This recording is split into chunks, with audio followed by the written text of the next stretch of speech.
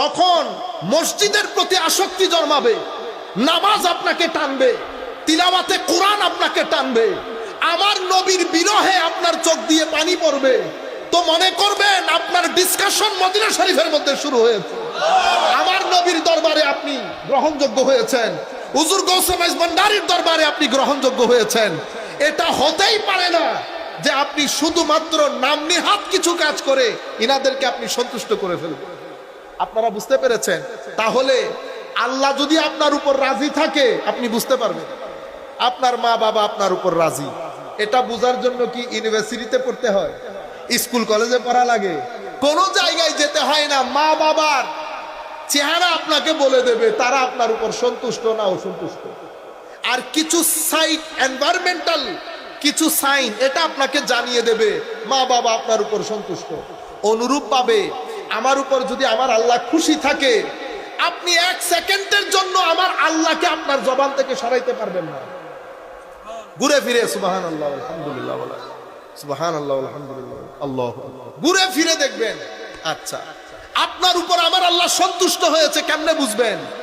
একটা পিঁপড়াকে মারার পরে যদি ভিতর থেকে আপনার নিজেকে পাপী পাপী মনে হয় তো বুঝবেন আমার আল্লাহ রাজি হয়েছে আপনার। মানুষ না বেটা, একটা পিঁপড়া। আয় হায় হায়, এক বুজুর্গ দেখলাম আমাদের চেয়ে কিছু বয়সে বড়, মুখ একেবারে অসম্ভব কালো, মনে হয় যেন মা মারা গেছে, আপসেট।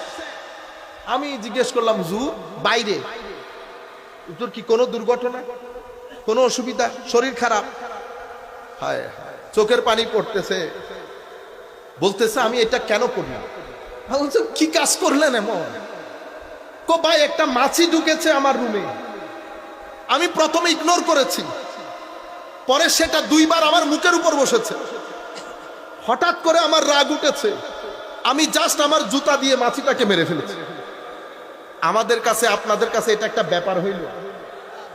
কেন ব্যাপার না? কারণ আমরা ভিতরের জগৎ থেকে জিন্দা না। মুর্দা মানুষের কাছে ফিলিংস থাকে না, মুর্দার কাছে কি থাকে না? ফিলিংস থাকে। ফিলিংস থাকে জিন্দা মানুষের ভিতরে। আমি এখন যে জিন্দেগির কথা বলতেছি সেটা অক্সিজেনের জিন্দেগি না, সেটা রুহানি নূরের জিন্দেগি। এটা একটা জিন্দা থাকা। আমার আল্লাহ কোরআনে পাকের মধ্যে ইরশাদ করেছে না, ইয়া আইয়ুহাল্লাযীনা আমানু ইস্তাজিবু লিল্লাহি ওয়া লির-রাসূলি ইযা দাআকুম লিমা ইউহয়িকুম।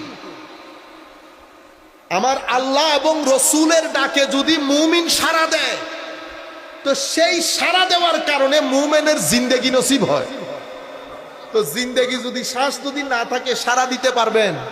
পারবেন না। তাইলে আল্লাহ আমি যদি জিন্দা না হইতাম তাইলে তো সাড়াই দিতে পারতাম না। তো এটা কোন জিন্দেগি? এটাকে বলে রুহানি জিন্দেগি, এটাকে বলে রুহানি নূরের জিন্দেগি। আমার কাছে জিনিসটা হাস্যকর দেখেছে, কিন্তু এই ব্যক্তির আমি মানুষ ধরপর করে আমি কেন করলাম? আমার আল্লাহ নারাজ হয়ে গেছে। আমার আল্লাহ যদি বলে তুই আমার মাছিটাকে মেরে ফেলবি, পারবি তুই একটা মাছি বানাইতে?